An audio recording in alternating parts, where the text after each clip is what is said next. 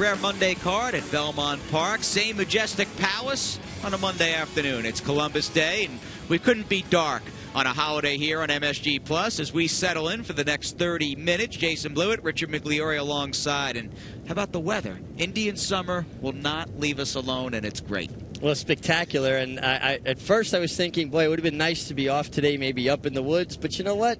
What better place to spend a beautiful afternoon than Belmont Park? And the backyard was buzzing. A lot of families, people really enjoying the atmosphere of this Taj Mahal. Why not soak up the sun, see some of the best thoroughbred racing in all the country at the place where champions are made? And speaking of champions, how about one of the best older horses in training? Had it not been for American Pharaoh's Triple Crown sweep earlier in the year, you'd be talking about Honor Code as a potential Horse of the Year candidate. He still has wins in the Met Mile and the Whitney, and he breezed his first work, in fact, since the Kelso earlier today, 5/8 for Shug. And when Shug McGahee makes a statement like, this is the best he's worked all summer, you better sit up and take notice. He's not a guy that's going to wax poetic about his horses unless they absolutely wowed him. And this is a horse that can be tricky in the mornings. There's times he doesn't want to break off. He's a little bit cantankerous, no doubt about his ability.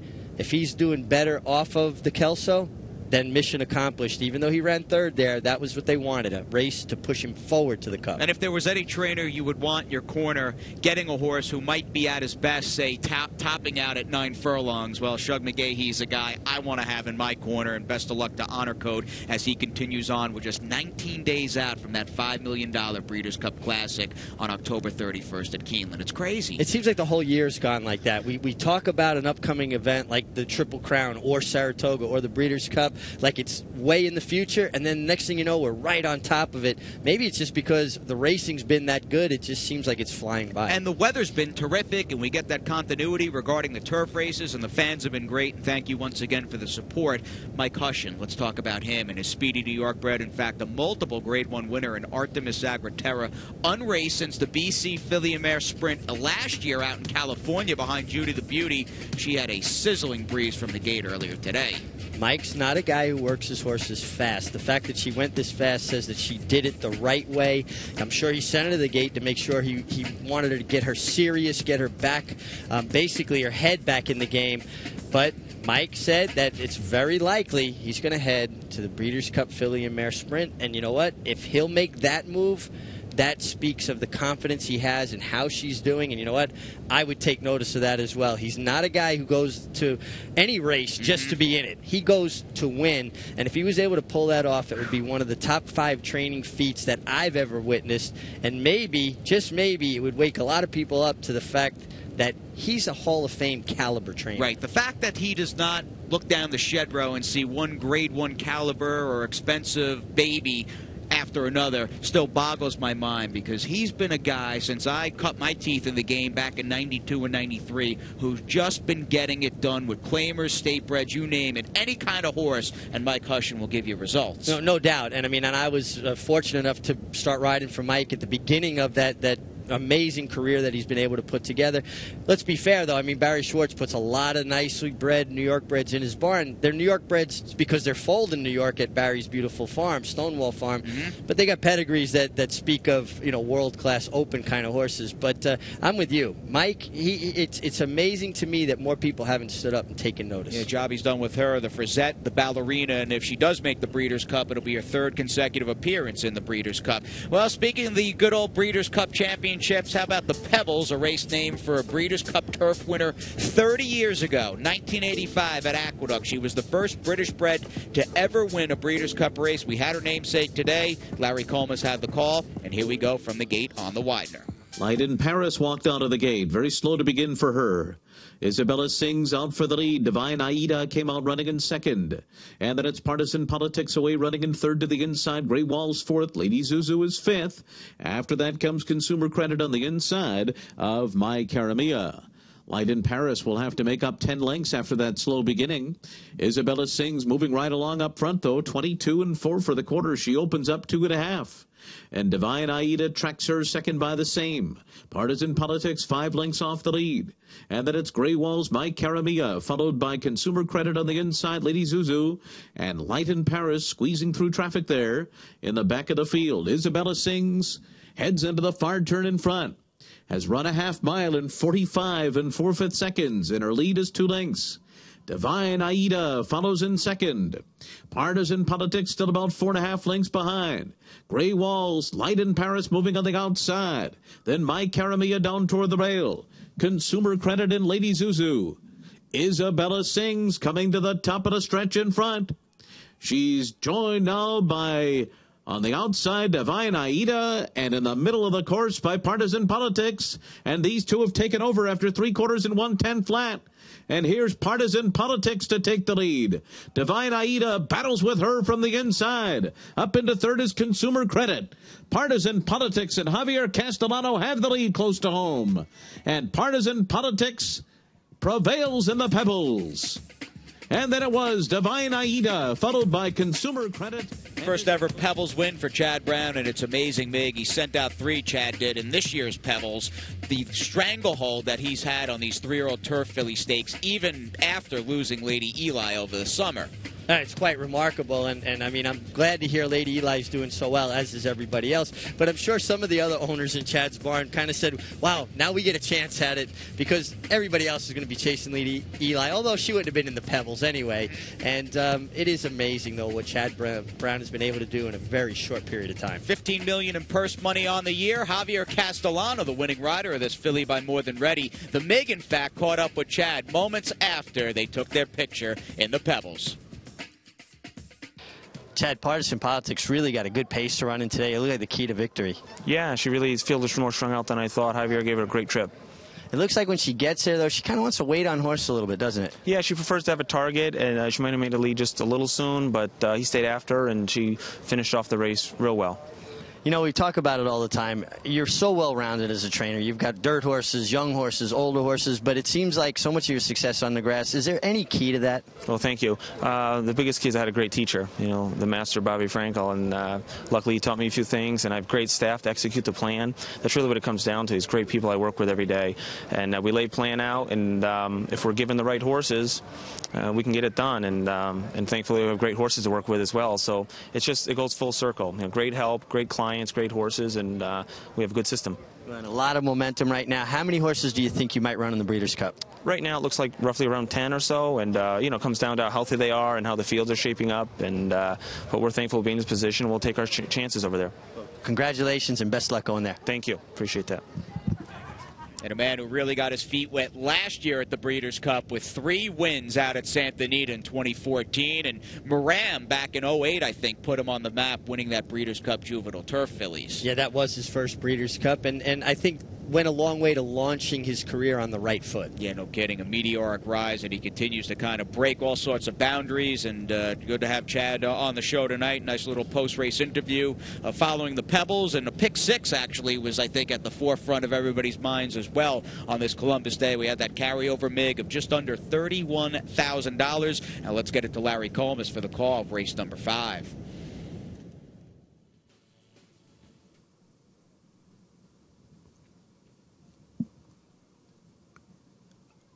They're off. A stumble at the break by Suede. It's Sharon's Dream on the outside, who comes out running well.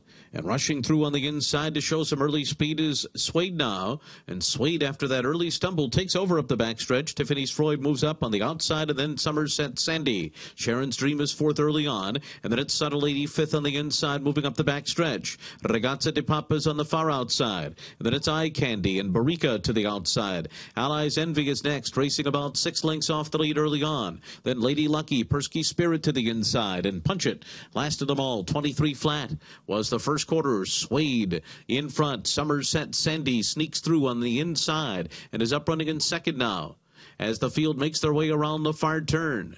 And now moving up on the far outside is Sharon's Dream, who rushes up now. And Sharon's Dream is up with the front runners too, but a little bit wide as they come toward the top of the stretch. Now it is Somerset Sandy who cuts the corner on the inside. Sharon's Dream. Between those two comes Suede. Down on the inside is Subtle Lady and Tiffany's Freud, and a host of pursuers coming on, and some traffic trouble there for a few of them as well. And now storming down the center of the course is Lady Lucky. Lady Lucky is charging up on the outside in company with with Allies Envy. These two have taken over the lead. Somerset Sandy is third. Lady Lucky's going to go on to win here from Allies Envy, and close for third between Somerset Sandy and Ragazzi di Papa.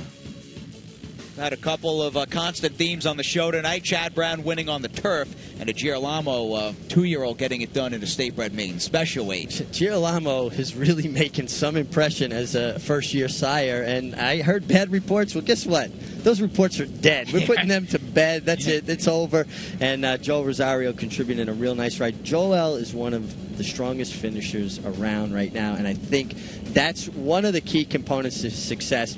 If he's in a fight for it from the 8th pole to the wire, I basically put him up against about anybody. You could see that athletic prowess, too. His strength and just overall, I think, fluidity in the irons as far as really getting the best and pushing a horse across the finish line. If I'm not mistaken, and by the way, Dave Canizzo trains the winner, Lady Lucky, who was running for the 3rd time in her career. She was a recent participant in a Trips and Traps episode with you and Mr. Serling. Yeah, you know, that's right. It's funny. I don't ever realize these things until after the fact. I hope people are paying closer attention because they've been hitting at a pretty good strike rate. All right, you got the 3.5 to 1 taking the opening leg of that pick 6 carryover. What else happened, though, on day 24? We will have it for you on the other side of this timeout.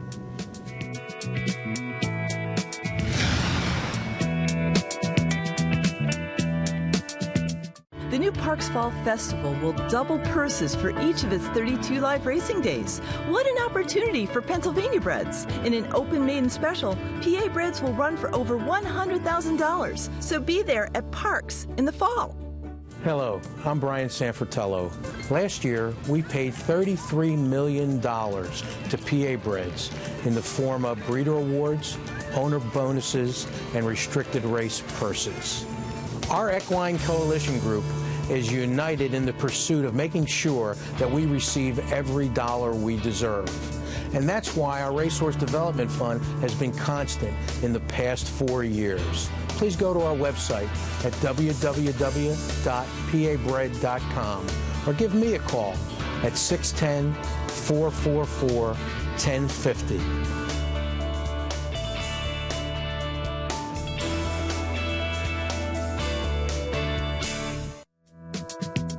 Discreet Mark, Johnny V in the background. In fact, Discreet Mark, a former winner of the Pebbles, won the race a couple years ago for Christophe Camont, and we'll have the Empire Showcase Day cards coming up rapidly. As Mig said at the top, time is just flying by. The forecast for this upcoming week, and we're back at it Thursday at 12:55. Looks terrific, but that is a day not to be missed. If you like thoroughbred racing and you like Belmont and Autumn, you need to be here on Empire Showcase Day. I love Showcase Day. Like I said, I think it's like a dress rehearsal for the Breeders' Cup, and it gives all of the New York Thoroughbred breeders, all of the people that support this game 365 days a year, an opportunity to shine. And a real extension off that to our next race here on this Monday edition of Belmont Insider, race number 7, the State Breds, a good-sized field. In fact, we'll throw it down. These are 3 and up fillies and mares ready to battle on the turf.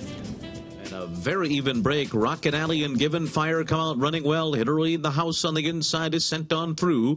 On the far outside, it's Majestic Bloom to be a part of the early issue, too. And then it's Fantastic Eyes, Resolutely, Juliet's Key. Outside of them, Loon River is next. And then comes Skinner Box, Forever for Always, followed by Jenny's Creek, who is running in between horses. And then down on the inside is Archer Queen. 22 and 4 for the quarter, moving into the far turn. And it is Given Fire in front. Hillary in the house is 2 lengths behind in second. Majestic Bloom is third to the outside. Down toward the rail, Fantastic Eyes. Rocket Alley's alongside. And then it's Loon River losing a bit of ground, about 6 lengths off the lead on the far turn. Skinner Box is after that. On the inside comes Resolutely, and now they make their way around the turn, still in pursuit of Given Fire, who ran 46 and 1 for a half mile.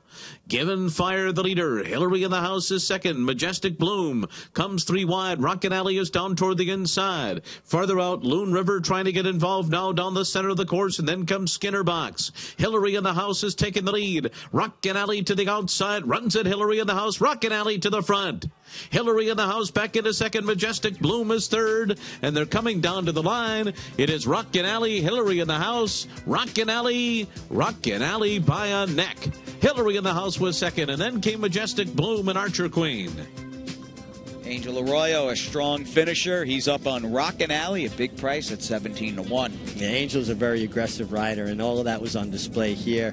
And it looked like when she got there, Rockin' Alley, that she might hang a little bit, but he was having none of it. He was going to make sure she kept that neck victory preserved.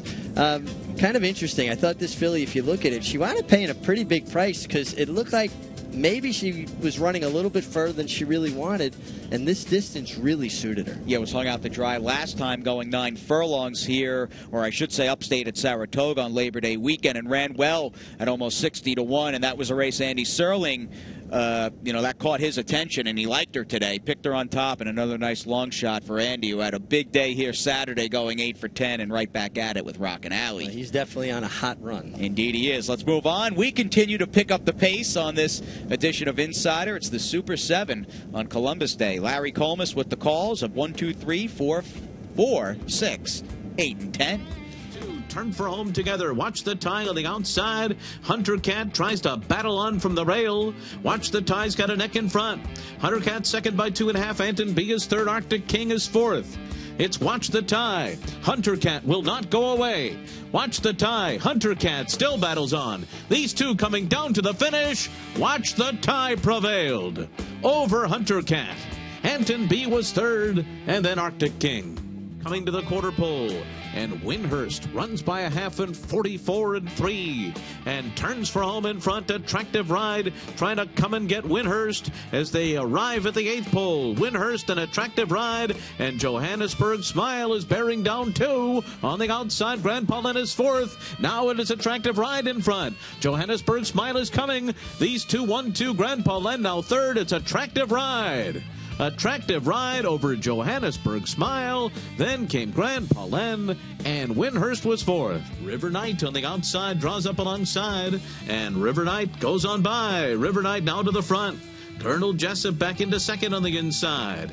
After that comes Leatherhead Lurie. Gear Jammer is next, and there's bumping there in mid-stretch, and to the outside Said No One Ever is closing in. Into the final 16th. Gotta come get River Knight. Here comes Gear Jammer. Gear Jammer runs by River Knight. Gear Jammer will win it over River Knight. A late move for third by Freudian Lights, and then Said No One Ever, who lost all chance at the break, is well behind the field. They're into the stretch. Call Daddy, a 45.5 mile of 3.5 length lead. And then comes Forest Boy running in second. On the far outside, Alliander is starting to close in and has moved up into second, but is well behind Call Daddy. Call Daddy alone coming down to the wire from Alliander and Puppy Manners. It's Call Daddy. Call Daddy has won it. Alliander and Puppy Manners close on the wire together for second, and then Approximator in fourth. Turning for home with the lead. Scouted out. Moves up alongside. Egyptian Magic comes on. Arietos on the far outside. Aussie Prayers in behind a wall of horses. And trying to make a late move is Had Appeal on the far outside, who's finishing well too. Scouted out. Aussie Prayer on the inside. Had Appeal on the far outside. And then it's Egyptian Magic. They're coming down to the line. It's Scouted out in front. Scouted out. Wins it. And then it was Aussie Prayer, Had His Appeal, and Egyptian Magic. For home together, Guyana's fourth, and they're into the stretch, and it's Caramba. Tahoe Tigress runs at her from the outside. Callista is third and has given way to the top two, a furlong to go. Jose Ortiz getting more from Caramba. Tahoe Tigress making a race of it on the outside. Caramba, Tahoe Tigress, it is going to be Caramba. Tahoe Tigress was second. It's close for third. Callista and Guyana into the stretch.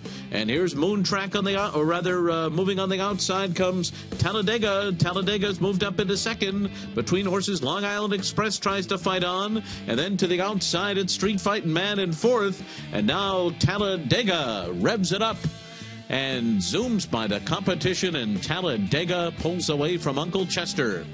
And then came Street Fighting Man, followed by Mind Magic in fourth. Do not adjust your TV sets. That was indeed Talladega in career start 13, finally putting some horses away and getting the win for Jeremiah Englehart. Yeah, kind of a race that was marred by a horse losing the rider at the break and kind of veering off course, taking someone with him. Something I have never seen on the racetrack before, and that's a little hard to say because I've been around for a little while. Little while, my friend. Race number 8 for Shug McGahee. He's been around for a while. Good amount of respect and reverence paid to Shug, and why not? He's She's got a Bernardini Gray filly named Carumba for the 5th stable. She took the next test of her career. She's won 3 in a row. And she did get a soft lead, but you know what? I'm going to give her a lot of credit here because she took on a pretty salty 6-year-old mare for a 3-year-old filly to fight off a seasoned veteran like Tahoe Tigress and run on the way she did. I think it just speaks of how forward she keeps going and progressing, and I wouldn't be surprised if we don't see her in a stakes race before too long. She looks stakes quality, and I doubt we've seen the best of Carumba yet. Larry Colmus has some fun with her, and she looks solid once again in the 8th. Almost turned this pick 6 into a pick 5. Claims on day number 24. In fact, they were wheeling and dealing out of race number 2. We had 4 claims, including the 9-year-old. He's so gutsy and so valiant. That was attractive ride claimed by Abigail Atsit for $16,000. The only person to go in for him, by the way. And race number 4 was pretty popular as well. 3 claims out of the 4th, including a 5-way shake on the speedy Call Daddy, who won 3 in a row. And don't forget Priest and the Rabbi. That might be there might be a joke in there somewhere, claimed by Steve Asmussen off of Wesley Ward out of race number 10. And as we head down to the nightcap, we've got 1 segment remaining. It's getting dark outside, and that means it's time to look back at the week that was.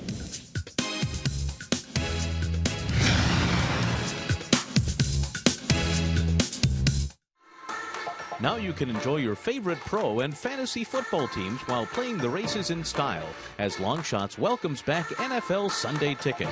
With over 400 HD TVs, 270 individual carols, a full-service sports bar and food menu, Longshots is the place to catch all the great racing and football action. So come on out, bring your friends, bring your league to Longshots, located on the 2nd floor at Aqueduct.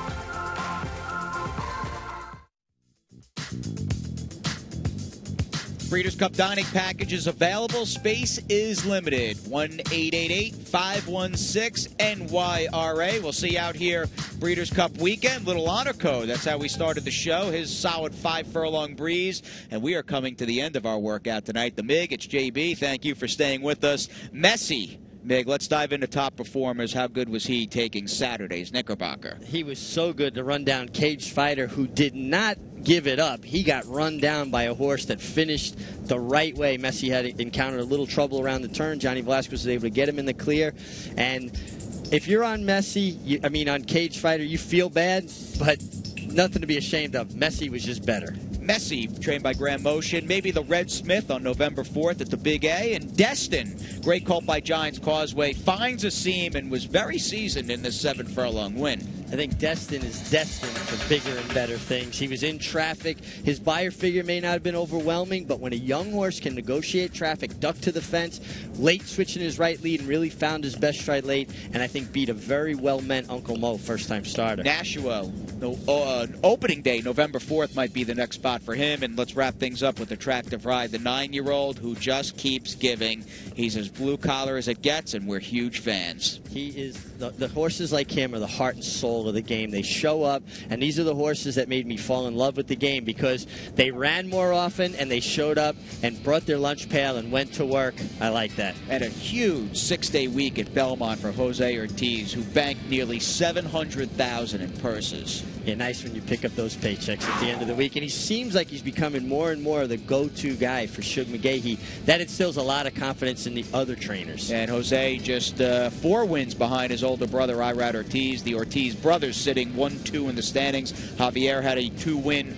Monday afternoon. Joel Rosario, a strong finisher in the mix as well. And Chad Brown continues to do quite well here. This is a meet he's won the last 3 Octobers, and he continues to win the right kind of races with the right kind of horses. Yeah, and if they don't win, they're right there. I mean, is it in the money percentages through the roof, and a guy that he said learned from Bobby Franco, learned his lessons well. We had 10 individual trainers win a race today at Belmont Park. I like seeing John Toscano, Dave Canizzo, Carlos Martin, Gary Gullo, and Carl Domino all winning races. Very capable barns, maybe not huge barns per se, but good horsemen nonetheless. And owner standings as we get closer to the Breeders' Cup. Godolphin with Sheikh Mohammed as Frosted gears up for his Breeders' Cup Classic Breeze this coming Friday upstate in Saratoga. He's got 7 wins. A whole bunch of outfits have 6, 5, and 4, and it's never too early to start studying up for Thursday's card. Dark the next couple of days. Here's Andy and Maggie. Race number 4 on Thursday will kick off the pick 6, a mile and a 16th on the inner turf course. 2-year-olds and the 6, Anna Creek, will be a justifiable big favorite in this race. She's making a slight drop from special to maiden claimers for trainer Chad Brown, her second start, and she ran fine in that race. I think the other horse coming out of that race, Insta Irma, might be interesting, and I think she'll be a much bigger price than Anna Creek, and maybe that'll make her a better play in here. Insta Irma, while Anna Creek was more towards the outside, 3 to 4 wide, Insta Irma was saving ground. It's a mile on the widener, doesn't matter as much. She's got to overcome an outside post in these tricky mile and a 16th races on the inner turf course, but Insta Irma to me ran like a Belmont first-time star. Is going to run a lot better in her second start. She's making the drop too. She gets Lasix as well, and perhaps Insta Irma can upset Anna Creek, who figures to be heavily favored in race number 4 on Thursday. Well, guys, is it really October 12th here as this beautiful, beautiful weather continues? Looking forward to the Thursday card to start off next week's racing and taking a look at race number 4. It's a maiden claimer, $75,000 for the 2-year-old fillies, and we're going a mile and a 16th, and one that is coming off a non-effort in a dirt sprint is number 2 in here, Mo's Ginny, for a pretty hot trainer as of now for the Belmont Fall Meet, and that's Tom Albatrani, and many of his second-time starting 2-year-olds have run very well at this champions meeting. And we'll take a look at her because, well, her dam, albeit modest, was a winner on the turf. And to me, she had that long, lanky frame that just screamed, well, turf router. So she's in the right spot this time around after coming out of a race, and we saw Nickname win that, and she was a Frisette winner in her next start. So I think the waters get a little less deeper for your paddock insider in Mo's Ginny on the Thursday card. Guys, back to you. 12:55, first post coming Thursday, 10:30 p.m. for the Racing Report Tuesday, 6 p.m. Wednesday with the Mig, myself, and Andy Serling. And, of course, those gentlemen will make an appearance, Chad Brown, Javier Castellano, racking up the stakes wins. Have a great night.